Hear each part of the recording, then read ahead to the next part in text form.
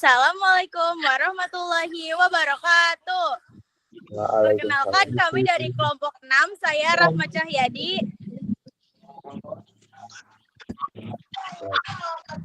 Saya Bushika Rahman. Saya Kalina. Resa Nazira Kusuma. Saya Faris Faran. Saya Muhammad Andika Pratama. Saya Bagas Sadewa.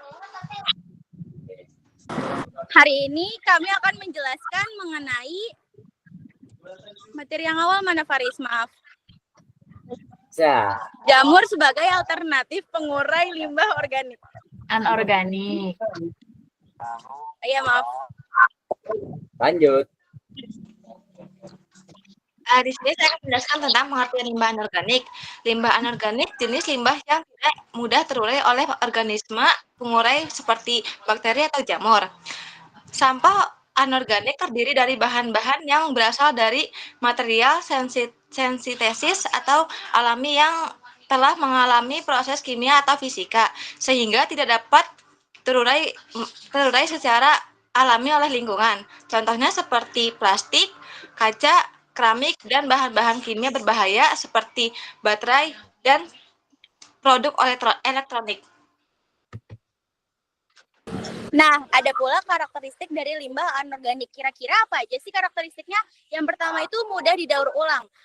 Limbah anorganik itu mudah didaur ulang tetapi sangat-sangat susah terurai dan membutuhkan beberapa waktu lamanya sekitar 10 hingga beberapa tahun. Yang kedua itu mengandung bahan berbahaya. Kenapa sih mengandung bahan berbahaya? Karena di dalamnya itu ada zat-zat yang membahayakan makhluk-makhluk hidup. Yang ketiga, tidak memiliki unsur karbon C. Pada umumnya, yang memiliki unsur karbon C itu gampang terurai oleh biologisnya, tetapi di sini dia tidak memiliki unsur karbon C, jadi dia susah terurai gitu dalam biologisnya. Yang keempat, memiliki rantai kimia yang panjang dan kompleks. Yang kelima, penguraiannya memerlukan jangka waktu yang lama. Contohnya, plastik itu sekitar 50 hingga 100 tahun lamanya. Puntung rokok 10 tahun dan aluminium 80 hingga 100 tahun. Dan masih banyak lagi contohnya. Jamur atau fungi. Jamur adalah organisme eukariotik yang tidak memiliki klorofil, sehingga tidak bisa berfotosintesis. Mereka memperoleh nutrisi dengan cara menyerap zat organik dari lingkungan melalui enzim yang mereka hasilkan. Secara umum, jamur dapat berfungsi sebagai mikromediasi atau pembersih polutas, pangan, dan obat-obatan, serta juga berfungsi sebagai pengurai atau dekomposer. Oke, selanjutnya kita masuk kepada penguraian. Jamur sebagai pengurai atau biasa dikenal dekomposer biasa terjadi pada limbah atau organisme organik. Jamur mengurai mereka menggunakan hifa untuk menyerap nutrisi yang sudah dipecah oleh enzim yang dimiliki jamur itu sendiri. Sedangkan untuk mengurai limbah anorganik tidak berbeda jauh, tetapi ada proses yaitu mengubah bahan berbahaya setelah proses pemecahan ikatan kimia itu. Lalu untuk perbedaan penguraian limbah jenis organik dan organik adalah pada limbah organik, jamur biasa langsung menyerap nutrisi dari bahan yang sudah terurai. Sementara pada limbah anorganik, jamur melalui proses pemecahan, pengubahan zat berbahaya tadi, lalu baru terakhir menyerap zat-zat berbahaya agar lebih aman bagi lingkungan.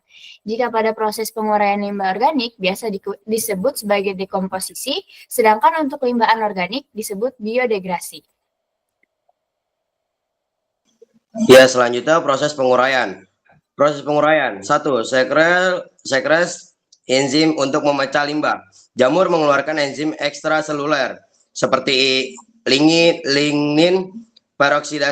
mangan peroksidase, dan laktase yang mampu memecah ikatan kimia dalam limbah anorganik seperti plastik atau minyak bumi. Yang kedua, transformasi senyawa beracun. Setelah limbah terpecah menjadi senyawa lebih sederhana, beberapa jamur dapat mengubahnya menjadi zat yang lebih aman. Ketiga, penyerapan dan akumulasi. Beberapa jamur memiliki mekanisme biosorpsi, yaitu menyerap ion logam ke dalam dindingnya selnya. Logam ini bisa terperangkap dalam jaringan jamur tanpa menyebabkan keracunan.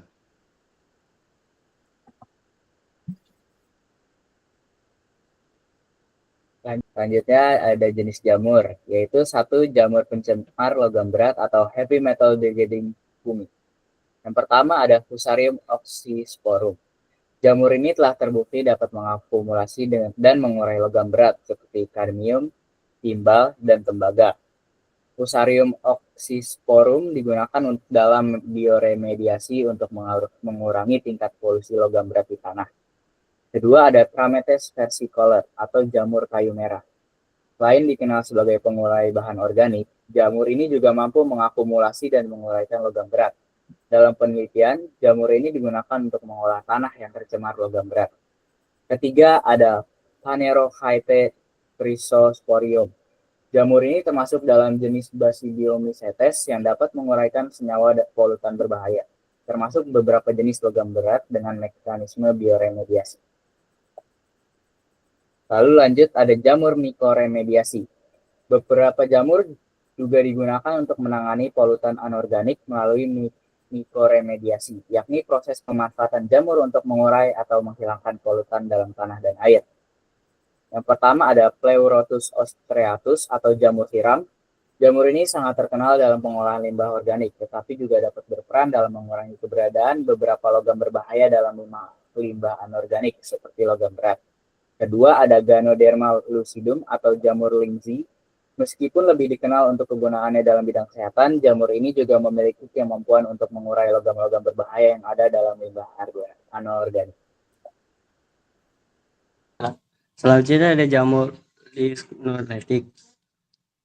Beberapa jenis jamur yang memiliki enzim lignolytic seperti ligonines, magnesium, peroksides, dan okasib mampu membantu dalam proses penguraian limbah yang lebih kompleks, termasuk polutan anorganik. Jamur yang termasuk dalam kategori ini adalah Trametes hirsuta. Jamur ini dapat mengurangi senyawa-senyawa organik dan logam berat. Dalam konteks limbah anorganik, ia dapat membantu dalam penguraian zat-zat yang mengandung logam berat dan bahan kimia industri. Dan yang keempat, jamur yang digunakan dalam bioremediasi air. Selain mengurangi tanah yang terkontaminasi, jamur juga digunakan untuk mengurangi limbah anorganik dalam air seperti polutan yang berasal dari industri pertambangan atau limbah cair industri lainnya. Beberapa jamur memiliki kemampuan untuk menyerap logam berat atau zat berbahaya lainnya dari air, antara lain Phanerochaete chrysosporium. Jamur ini juga berfungsi dalam bioremediasi air, mengurangi limbah yang mengandung senyawa anorganik dan logam berat. Oke, sekian dari kelompok kami. Kurang lebihnya mohon maaf. Wassalamualaikum warahmatullahi wabarakatuh.